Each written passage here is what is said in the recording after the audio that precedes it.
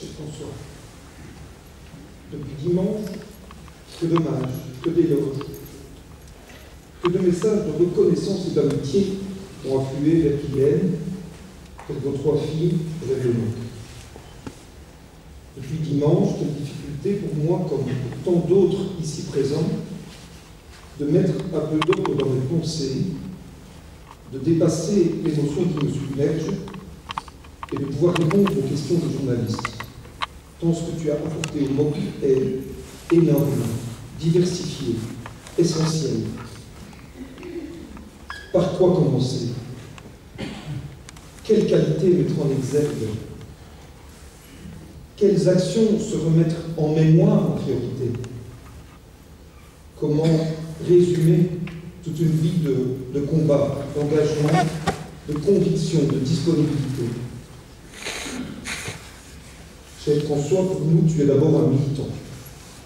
D'ailleurs, tu as toujours dit que le président doit être le premier militant. Et président, tu l'as été pendant 20 ans. Certes, tu es aussi un intellectuel de haut vol, professeur d'économie, dont j'ai souvent entendu dire que les cours que tu donnais accueillaient des auditoires pleins à craquer. Est-ce grâce à ton extraordinaire capacité de faire la lumière sur des matières complexes? Est-ce grâce à ton humour provocateur et ravageur? Ou est-ce aussi parce que tu as toujours refusé d'adhérer à la pensée unique, de te laisser endormir par le conformisme, de te contenter de vérités soi-disant incontestables? Ton combat essentiel, c'est celui-là, le combat d'un intellectuel militant, c'est-à-dire un intellectuel qui met ses connaissances et son savoir au service de l'émancipation du monde du travail. Lors de ton départ en retraite, tu as dit dans une interview que c'était cela pour toi, l'éducation permanente. Je rappelle tes mots. L'éducation permanente consiste à relier les gens dans une histoire commune et à les libérer grâce à un savoir militant. Elle vient de l'idée originale que le capital des ouvriers, c'est leur savoir et leur savoir-faire, mais qu'ils l'ignorent. C'est ainsi que tu es entré dans le mouvement en donnant à 22 ans un cours d'économie à l'ISCO à des postiers. Tu dis, j'y suis allé, avec mes notes et mes bouquins, mais ils m'ont interpellé. Ils opposaient leur réalité aux théories et voulaient d'autres explications.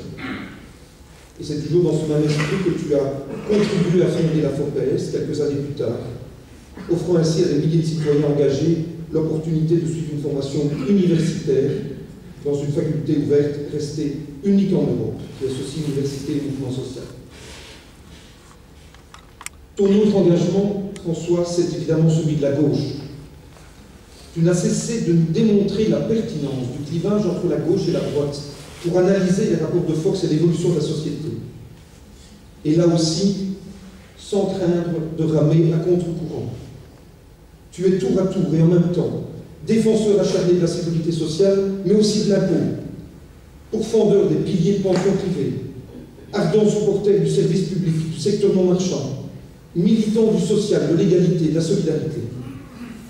Tout au long de ton existence, du combat wallon à Objectif 72 et à Rénovation Wallonne, à la défense des intérêts francophones, en passant par le groupe Bastien-Yerna, par les rencontres avec tes amis écologistes ou ton engagement au Parti socialiste, c'est chaque fois le souci de faire progresser la gauche qui t'a animé. Durant tes 20 ans de présidence, tu as aussi été un jeteur de ponts. J'ai été très impressionné lorsque je suis venu travailler à tes côtés en 1999 par l'incroyable réseau de relations qui était le tien dans le monde associatif, où ton sens politique affûté, ta créativité, ton anticonformisme t'ont donné une stature de grand timonier du social, qui te fait apprécier au-delà des clivages traditionnels. Dans le monde académique ou dans le monde politique, tu as des liens forts partout. Et tu noues inlassablement des alliances entre les différentes forces de gauche, convaincu que développer un front uni du social est indispensable pour combattre la marchandisation et le libéralisme, qu'il soit néo ou social. Et si le MOC s'est fermement engagé dans le pluralisme, c'est très largement à toi qu'il le doit. Tu t'es mis à cultiver l'olivier et tu n'as eu de cesse de faire sortir le mouvement d'un positionnement traditionnel, pilarisé dans la société belge, pour nouer des relations durables avec les différentes forces politiques de la gauche plurielle. Ce qui n'était il y a encore quelques années qu'une résolution de congrès est devenu, grâce à toi, une réalité vécue par le mouvement dans ses différentes composantes. Et tu rappelais chaque fois que eux c'est eux et nous c'est nous. Et puis la dernière facette de ton engagement, je voudrais mettre en évidence, c'est ta fidélité et ta générosité. Fidélité envers tes amis, envers le mouvement. Respecter son engagement. Respecter la parole donnée. Pour toi, c'est primordial et ça ne souffre aucune exception. Beaucoup de tes amis qui sont ici le savent. Tu aurais pu, à de nombreuses reprises, quitter le mouvement pour t'engager en politique. Les sollicitations ont été nombreuses, mais tu les as toujours refusées. Et tu as attendu d'être libéré, c'est-à-dire d'avoir terminé ton mandat de président, ton dernier mandat de président, pour te présenter à un scrutin électoral. Générosité et disponibilité d'un infatigable militant. Tu es un boulimique de rencontres, de discussions, de débats, de contacts, d'échanges. Est-ce qu'il t'est arrivé, ne fût-ce qu'une fois, de refuser une invitation à aller à la rencontre des militants, pour leur livrer une analyse de la situation politique, pour les aider à comprendre des mécanismes économiques, ou pour leur proposer de se mobiliser sur l'un ou l'autre enjeu social? Je ne crois pas.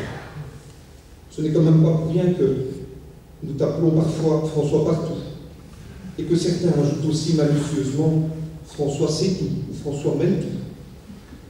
Car, en effet, je crois que tout t'intéresse, que tu as une opinion à donner sur à peu près tout, et que tu jouis de ce poids d'une mémoire et d'une culture, tous deux phénoménales.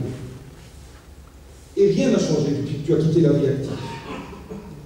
Il y a 3 ans, tu disais, un militant partir à la retraite, alors c'est un traître. Je peux témoigner que tu n'as vraiment rien de traître.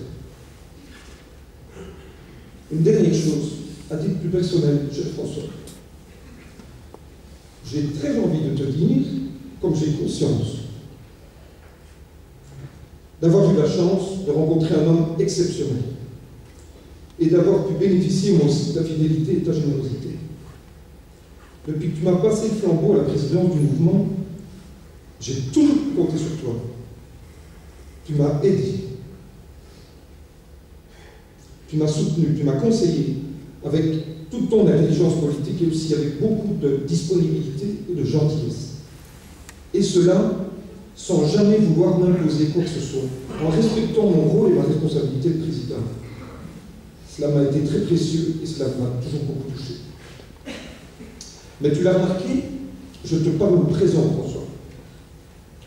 C'est tout simplement parce que tu nous as donné, il y a tellement gigantesque que tu fais nécessairement partie de notre présent et de notre avenir. Et que nous allons bien entendu continuer tes combats, sois-en certain. Comme tu peux aussi être certain qu'à la semaine sociale, dans quelques semaines, nous serons nombreux à avoir un au revoir à ta santé. Un travailleur de l'ombre, comme on dit parfois, un anonyme, comme on dit parfois, nous a laissé dans la boîte mail du box ce petit message. Vous savez, quand on travaille dans une régie de conférence, on pousse des boutons et on est souvent distrait sur le contenu. Mais ce gars-là avait l'art de me donner des frissons et de rendre l'économie passionnante. Autre détail pas courant, à la sortie, il me disait merci. Ce gars n'est pas un grand homme politique, c'est juste un grand homme. Cher François, chapeau pour tout ce que tu nous as donné. Merci pour tout ce que tu nous as apporté. Et salut à toi, le grand homme.